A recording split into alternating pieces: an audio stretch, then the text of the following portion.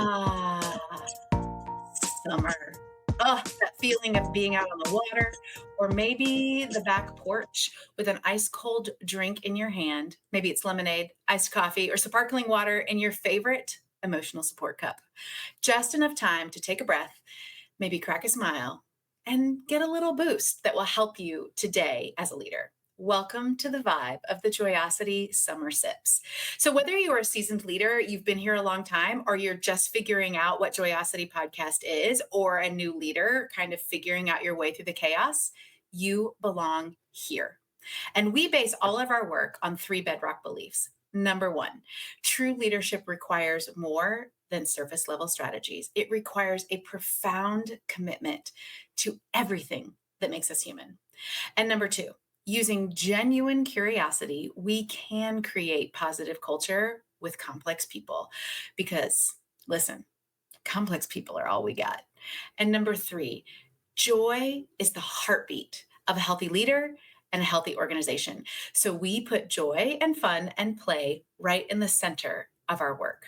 I'm Jenn Whitmer, international speaker, leadership consultant, author, and all-around joy bringer, hosting you and guiding us along the way. With my co-host and podcast producer, Shelby Merriweather, we're serving up short, refreshing episodes this season.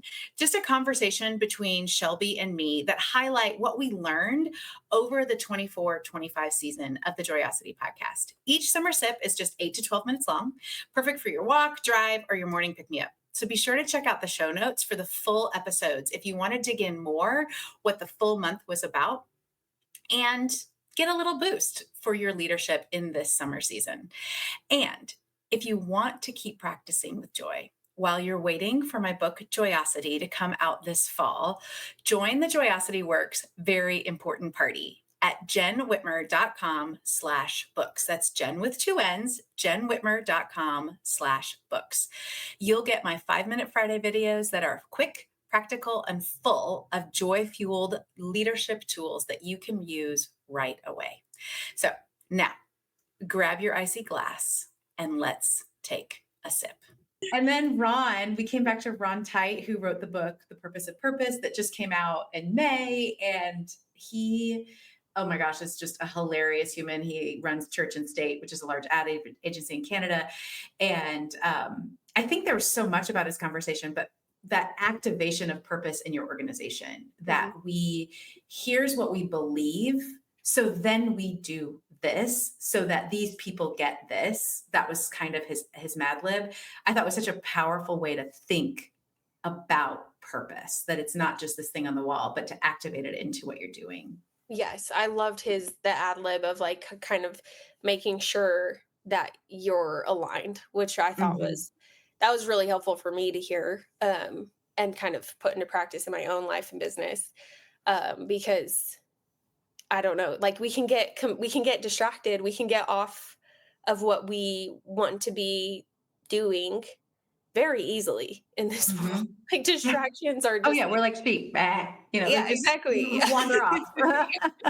And I loved it, just like he kind of just feels like somebody who's like just kind of like nudging you back on the path that you need to be on. And that conversation felt really, really powerful for that, for sure. Yeah. I think the last thing that Ron said that was really good is that the great resignation challenge isn't that people leave, it's that we just stay the same. Like staying the same is really going backwards because nothing really stays the same. So I think that was such a powerful was it reminder. you that pointed out the whole like thinking about where you're at right now, would it be better to be like, how would you feel about still being where you're at like a year from now? How did you say that? Or maybe it was not you said that. That's something I think about with clients when they're like, well, I don't know if now's the time. And I ask, it's like, well, if you were still the same right now, next year, how would that feel? And some people are like, I think I'm okay with. Other people are like, oh my gosh, I would die. I'm like, well, then you can't stay there. You have to make a different choice. Yeah. It's such a good reminder. I didn't think about that in connection to Ron, but I do ask that question a lot. All right. Now don't just nod along. Go do something with what you just heard. What's your one tiny action step? And make sure you check the show notes for the link to the full episodes Shelby and I were just talking about if you want more than just a sip. And get in on the Joyosity Works very important party at jenwhitmer.com/books. You'll get the 5-minute Friday videos straight to your inbox, quick, useful, and full of joy-filled leadership tools. So we will see you next week for another sip.